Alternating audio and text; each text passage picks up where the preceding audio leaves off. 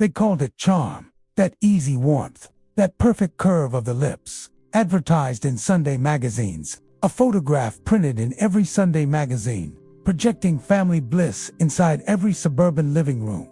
The smile didn't shout, it didn't demand, it invited, promised comfort, belonging, a better tomorrow, crafted by unseen hands, motivated by more than logic. You didn't ask who was smiling, you only needed to feel it. The image was enough. The promise, just decoration.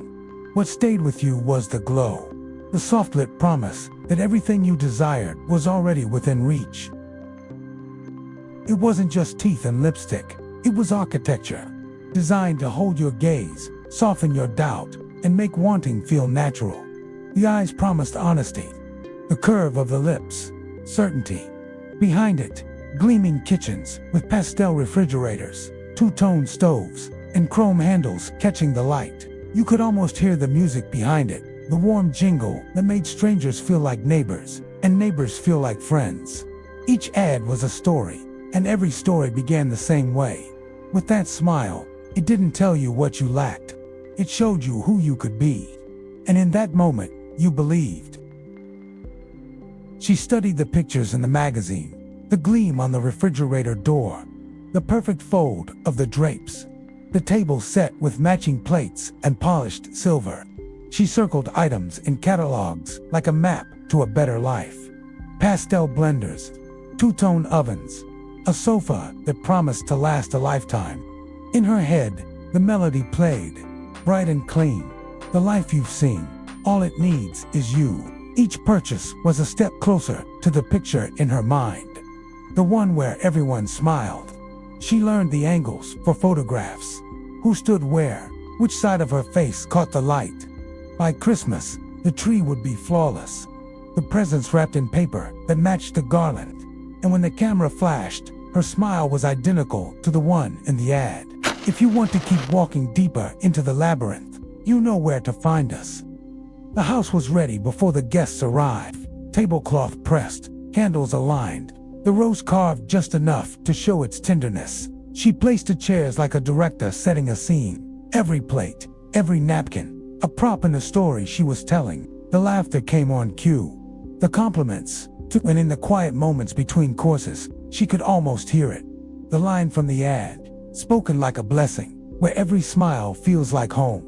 Photographs were taken at the right moment. No shadows on faces. No glass half empty.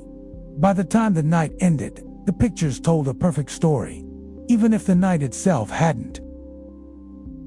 The smile was never missing, not in the kitchen, not at the table, not even when the weight of the day pressed hardest. It became part of the uniform, like the pearls, the pressed dress, the tidy hair. Each gathering was another performance. Each photograph, another line in the script. The roast might burn, the bills might rise, but the frame on the wall would show none of it. Sometimes, in the edge of the picture, a child's face appeared, watching, learning without knowing it. And then the shutter closed, sealing the moment in perfect light, while the rest of it stayed in the shadows. Sometimes, the roast came out to dry. Sometimes, the lipstick didn't match the dress. A glass tipped over during dessert, leaving a faint ring on the tablecloth. She caught her breath, smoothed the fabric, and the evening moved on. No one mentioned the moment her eyes wandered, or how the smile lingered a second too late. The picture would never show it. The jingle in her head never faltered. From the outside, it was flawless. But inside, tiny cracks were forming, thin enough to hide, deep enough to last. Some days, the smile felt heavier.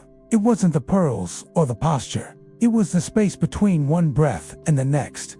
In the drawer of her nightstand, tiny pastel capsules waited in silence. One for the morning's energy, one for the night's quiet, a way to hold the day together without letting the cracks show.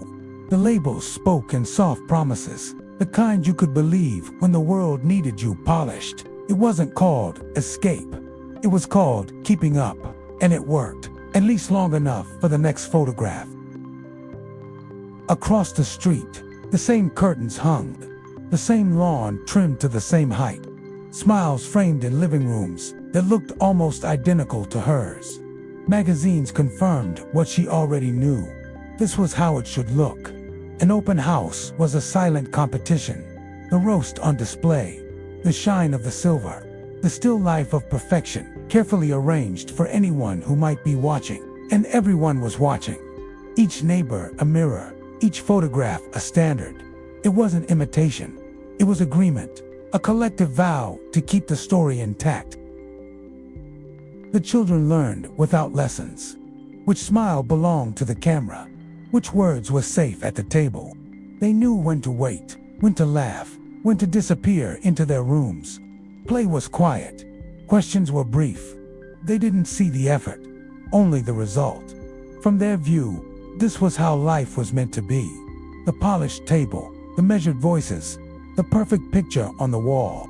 They didn't know they were already in the frame, posed for a story they hadn't chosen. She knew the rules, what to say when to laugh, how to keep the edges smooth enough that no one would look too closely. The dream had been sold to her in pieces, in catalog pages, in Sunday jingles, in photographs where every shadow was cropped away. Letting go of it would have meant stepping outside the circle. And outside, there was no script, no applause, no place to stand. So she stayed, wearing the promise like a second skin. And every day, she sold it back to herself with a smile.